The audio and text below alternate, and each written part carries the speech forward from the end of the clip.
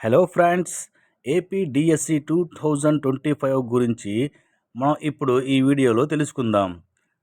ఆంధ్రప్రదేశ్ డిఎస్సికి ఎవరైతే అప్లై చేస్తున్నారో ఏం డాక్యుమెంట్స్ దగ్గర పెట్టుకొని అప్లై చేయాలి, దీనికి సంబంధించి కంప్లీట్ డీటెయిల్స్ను ఈ వీడియోలో మనం తెలుసుకుందాం. ఈ వీడియోను పూర్తిగా చూడండి. మనకు మెయిన్గా కావాల్సిన డాక్యుమెంట్స్ ఏమిటంటే ఎస్ఎస్సి మార్క్స్ మెమో స్కాన్ చేసి అప్లోడ్ చేయవలసి వస్తుంది. ఇంటర్మీడియట్ మార్క్స్ మెమో స్కాన్ చేసి అప్లోడ్ చేయవలసి వస్తుంది. ఒకవేళ ఎస్ఎస్సి తర్వాత డైరెక్ట్గా డిగ్రీ చదివిన వారికి ఇంటర్ సర్టిఫికేట్స్ అవసరం లేదు. ఎవరైతే డిగ్రీ చదివారో వారు డిగ్రీ సర్టిఫికేట్ లేదా ప్రొవిజనల్ స్కాన్ చేసి అప్లోడ్ చేయవలసి వస్తుంది. పీజీ చేసిన వారు కూడా సర్టిఫికేట్ లేదా ప్రొవిజనల్ స్కాన్ చేసి అప్లోడ్ చేయవలసి వస్తుంది. బీఈడి బ్యాచిలర్ ఆఫ్ ఎడ్యుకేషన్ మరియు DEd diploma in elementary education certificate scan చేసి అప్లోడ్ చేయవలసి వస్తుంది. ఇంకా టెట్కు సంబంధించిన ఏ టెట్లో ఎక్కువ మార్కులు వచ్చాయో ఆ టెట్కు సంబంధించిన హాల్ టికెట్ నెంబర్ను కంపల్సరీగా ఉండాలి. 4th క్లాస్ నుంచి 10th క్లాస్ వరకు స్టడీ ఎక్కడ చదివారో ఆ స్టడీకి సంబంధించిన డీటెయిల్స్ కావాలి.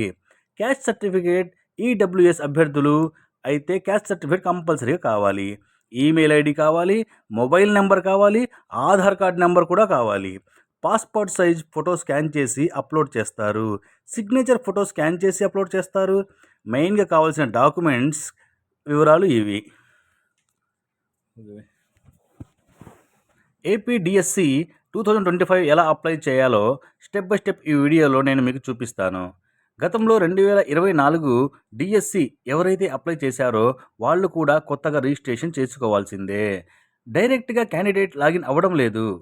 ఆల్రెడీ 2004లో అప్లై చేసిన వాళ్ళైనా, ఇప్పుడు కొత్తగా అప్లై చేసే వాళ్ళైనా, ఎవరైనా సరే డిఎస్సి వెబ్సైట్లోకి వచ్చిన తర్వాత ఇక్కడ రిజిస్టర్ నౌ అనే ఆప్షన్ ఉంది కదా, దీనిపై క్లిక్ చేయవలసి ఉంటుంది. ఫ్రెండ్స్, ఈ వీడియో స్టార్టింగ్ చేసి ఎండింగ్ వరకు పూర్తిగా స్కిప్ చేయకుండా చూడండి. మీకు అన్ని డౌట్స్ క్లారిఫై అవుతాయి. చాలామంది ఓల్డ్ క్యాస్ట్ సర్టిఫికేట్ ఉంటుంది, యూజ్ అవుతుందా అని అడుగుతున్నారు. ఓల్డ్ సర్టిఫికేట్ కూడా ఇక్కడ నెంబర్ కొడితే డీటెయిల్స్ వస్తున్నాయి.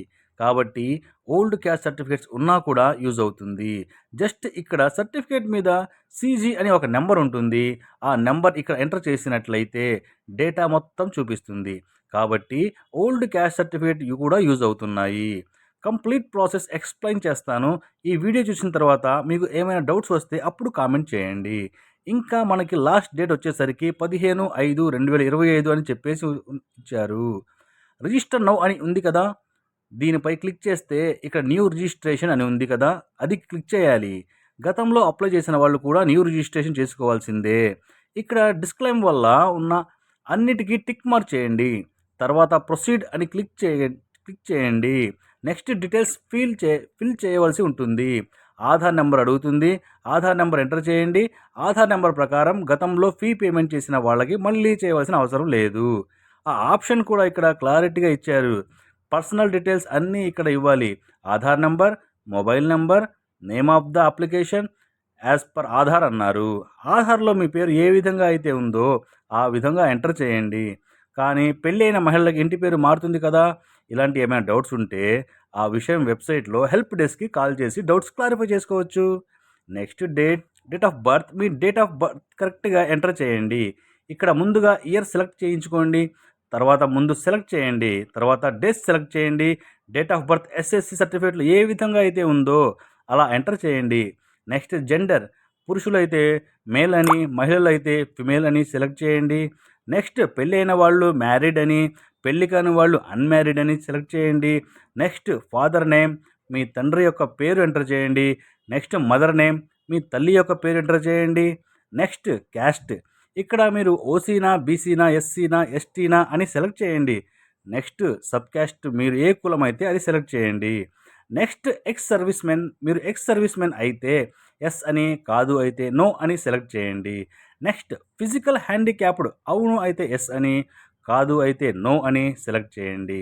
ఒకవేళ ఫిజికల్ హ్యాండిక్యాప్డ్ అని సెలెక్ట్ చేస్తే దానిలో మళ్ళీ మీరు ఏ కేటగిరీకి చెందిన వాళ్ళు సెలెక్ట్ చేసుకోవాలి, ఎంత పర్సెంటేజ్ ఉందో సెలెక్ట్ చేసుకోవాలి. నెక్స్ట్ ఇక్కడ కమ్యూనికేషన్ డీటెయిల్స్ ఇవ్వాలి. Do you belongs to Andhra Pradesh అని అడుగుతుంది. మీరు ఆంధ్రప్రదేశ్ వాళ్ళు అయితే ఎస్ అని, కాదు అయితే నో అని సెలెక్ట్ చేయాలి. నెక్స్ట్ డిస్ట్రిక్ట్, మీది ఏ జిల్లాలో సెలెక్ట్ చేసుకోవాలి. ఇక్కడ ఉమ్మడి 13 జిల్లాలు చూపిస్తుంది. నెక్స్ట్ మీ మండలం ఏంటో సెలెక్ట్ చేసుకోవాలి. నెక్స్ట్ మీ విలేజ్ సెలెక్ట్ చేసుకోవాలి. నెక్స్ట్ మీ పిన్ కోడ్ సెలెక్ట్ చేసుకోవాలి. నెక్స్ట్ మీ డోర్ నెంబర్ కరెక్ట్‌గా ఎంటర్ చేయండి. నెక్స్ట్ మీ ల్యాండ్‌మార్క్ ఎంటర్ చేయండి. నెక్స్ట్ ఈమెయిల్ అంటే ప్రతి ఒక్కరికి జీమెయిల్ ఉంటుంది కదా! అది ఎంటర్ చేయండి. మొత్తం ఎంటర్ చేసిన తర్వాత ఒకసారి చెక్ చేసుకోండి. చెక్ చేసిన తర్వాత ఇక్కడ చెక్ మార్క్ ఇచ్చేసి గెట్ ఓటీపీ అని ఆప్షన్ ఉంటుంది. దాని మీద క్లిక్ చేయాలి. అప్పుడు ఆ ఓటీపీ మీ మొబైల్ నంబర్‌కి వస్తుంది.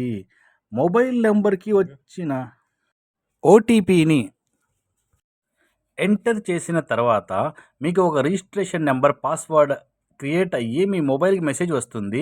ఆ రిజిస్ట్రేషన్ నెంబర్ మరియు పాస్వర్డ్‌తో ఇప్పుడు మీరు లాగిన్ అవ్వచ్చు. లేదంటే డైరెక్ట్‌గా ఇక్కడే క్లిక్ హియర్ మీద క్లిక్ చేస్తే డైరెక్ట్‌గా లాగిన్ అవుతుంది. వెబ్‌సైట్‌లో లాగిన్ అయిన తర్వాత ఇక్కడ డీటెయిల్స్ అన్నీ చూపిస్తాయి. డీటెయిల్స్ అన్నీ ఒకసారి చెక్ చేసిన తర్వాత ఏమైనా ఎడిట్ చేసుకోవాలి అనుకుంటే ఇక్కడ ఒక ఎడిట్ ఆప్షన్ ఉంది. ఇక్కడ ఎడిట్ చేసుకోవచ్చు. ఇక్కడ ఫోటో అండ్ సిగ్నేచర్ అప్లోడ్ చేయవలసి ఉంటుంది. ఫోటో పైన వచ్చే విధంగా సిగ్నేచర్ బ్లాక్ ఇంకుతో కింద వచ్చే విధంగా స్కాన్ చేసి అప్లోడ్ చేయవలసి ఉంటుంది. ఫోటో మరియు సిగ్నేచర్ రెండూ కలిపి 150 కేబీలో ఉండేటట్లు స్కాన్ చేసి అప్లోడ్ చేసుకోవాలి. నెక్స్ట్ సేవ్ అండ్ కంటిన్యూ మీద క్లిక్ చేయాలి. నెక్స్ట్ మనకి అకాడమిక్ క్వాలిఫికేషన్ అని ఆప్షన్లు ఉంటాయి. అక్కడ అంటే ఇక్కడ profile, academic qualification and post అని 3 ఆప్షన్లు ఉంటాయి. ఈ 3 ఆప్షన్లు కూడా ఫిల్ చేయవలసి ఉంటుంది. ముందుగా అక్కడే ఆప్షన్లో మీరు రెగ్యులర్ ఆర్ ప్రైవేట్ అని అడుగుతుంది. మీరు రెగ్యులర్ అయితే రెగ్యులర్ అని సెలెక్ట్ చేయండి. ప్రైవేట్‌గా చదువుకుంటే ప్రైవేట్ అని సెలెక్ట్ చేయండి. ఇక్కడ రెగ్యులర్ అంటే డైలీ స్కూల్‌కి వెళ్లి చదివిన వాళ్ళు. ప్రైవేట్ అంటే డైలీ స్కూల్‌కు వెళ్ళకుండా చదివిన వాళ్ళు అని అర్థం. నెక్స్ట్ మీరు 4థ్ క్లాస్ ఏ జిల్లాలో చదివారు? 5థ్ క్లాస్ ఏ జిల్లాలో చదివారు? 6థ్ క్లాస్ ఏ జిల్లాలో చదివారు? 7థ్ క్లాస్ ఏ జిల్లాలో చదివారు? 8థ్ క్లాస్ ఏ జిల్లాలో చదివారు? 9థ్ క్లాస్ ఏ జిల్లాలో చదివారు? 10థ్ క్లాస్ ఏ జిల్లాలో చదివారు అని ఇక్కడ సెలెక్ట్ చేయాలి. ఇక్కడ మీరు సెలెక్ట్ చేసిన దాన్ని బట్టి మీరు లోకల్‌నా లేక నాన్ లోకల్‌నా అని డిసైడ్ చేయబడుతుంది. మీరు 4థ్ క్లాస్ నుంచి 10థ్ క్లాస్ వరకు ఎక్కువగా ఏ జిల్లాలో చదివారో అదే మీ లోకల్ జిల్లా అవుతుంది. ఫర్ ఎగ్జాంపుల్‌గా నేను 4థ్ క్లాస్ కర్నూలు, 5థ్ క్లాస్ కర్నూలు, 6థ్ క్లాస్ కర్నూలు, 7థ్ క్లాస్ కర్నూలు సెలెక్ట్ చేశాను. అప్పుడు మా లోకల్ జిల్లా కర్నూలు అవుతుంది. నెక్స్ట్ ఇక్కడ ఒకవేళ మీరు తెలంగాణ నుంచి మైగ్రేట్ అయితే ఇక్కడ ఎస్ అని క్లిక్ చేయాలి. లేకపోతే నో అని క్లిక్ చేయాలి. నెక్స్ట్ ఇక్కడ అకాడమిక్ డీటెయిల్స్ ఇవ్వవలసి ఉంటుంది. ఇక్కడ మీరు ఎస్ఎస్సి చదివారా అని అడుగుతుంది. ఎస్ అని క్లిక్ చేయండి.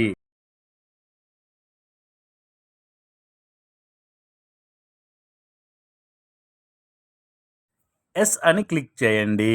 చేసిన తర్వాత బోర్డు సెలెక్ట్ చేయండి. నెక్స్ట్ మీడియం సెలెక్ట్ చేయండి.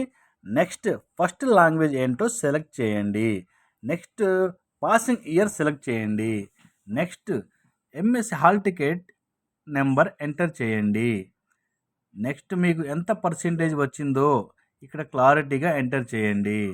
నెక్స్ట్ మనకి ఇంటర్మీడియట్ గురించి అడుగుతుంది. ఎస్ అని క్లిక్ చేయండి. ఫస్ట్ కోర్స్ ఇంటర్మీడియట్ అని సెలెక్ట్ చేయండి. నెక్స్ట్ బోర్డు సెలెక్ట్ చేయండి. నెక్స్ట్ మీడియం సెలెక్ట్ చేయండి. నెక్స్ట్ సెకండ్ లాంగ్వేజ్ సెలెక్ట్ చేయండి. తర్వాత మీరు ఎప్పుడు పాస్ అయ్యారు ఆ ఇయర్ ఎంటర్ చేయండి. నెక్స్ట్ మీ inter hall ticket number enter చేయండి. తరువాత పర్సెంటేజ్ ఎంత వచ్చిందో ఎంటర్ చేయండి. నెక్స్ట్ ఇక్కడ సబ్జెక్టులో అడుగుతున్నారు. ఇంటర్మీడియట్లో 4 సబ్జెక్టులు ఉంటాయి. ఆ 4 సబ్జెక్టులు సెలెక్ట్ చేయండి. ఆ 4 సబ్జెక్టులు సెలెక్ట్ చేసిన తర్వాత నెక్స్ట్ డిగ్రీకి సంబంధించిన డీటెయిల్స్ అడుగుతుంది. కోర్స్ ఎంటర్ చేయండి. యూనివర్సిటీ ఎంటర్ చేయండి. అలాగే మీరు డిగ్రీలో ఏ సబ్జెక్టులు చదివారు ఆ 4 సబ్జెక్టులు సెలెక్ట్ చేయండి. తర్వాత ఏ మీడియమో సెలెక్ట్ చేయండి. నెక్స్ట్ సెకండ్ లాంగ్వేజ్ సెలెక్ట్ చేయండి. Next degree hall ticket number enter చేయండి. Next year of passing select చేయండి. నెక్స్ట్ పర్సెంటేజ్ ఎంటర్ చేయండి. ఎస్జిటికి అప్లై చేసేవాళ్ళు డిగ్రీ డీటెయిల్స్ ఆప్షనల్ మాత్రమే ఎంటర్ చేస్తే సర్టిఫికేట్ స్కాన్ చేసి అప్లోడ్ చేయవలసి ఉంటుంది. నెక్స్ట్ ఇక్కడ పీజీ చదివితే ఎస్ అని, చదవకపోతే నో అని సెలెక్ట్ చేసుకోవాలి. ఒకవేళ ఎస్ అని క్లిక్ చేస్తే పేజీకి సంబంధించిన డీటెయిల్స్ అన్నీ ఫిల్ చేయాలి. సేమ్ డిగ్రీకి ఎలా ఫిల్ చేశారో అలాగే ఫిల్ చేయాలి. అలాగే మీరు టెట్ పాస్ అయినట్లయితే కంపల్సరీగా ఇక్కడ ఎస్ అని సెలెక్ట్ చేయాలి.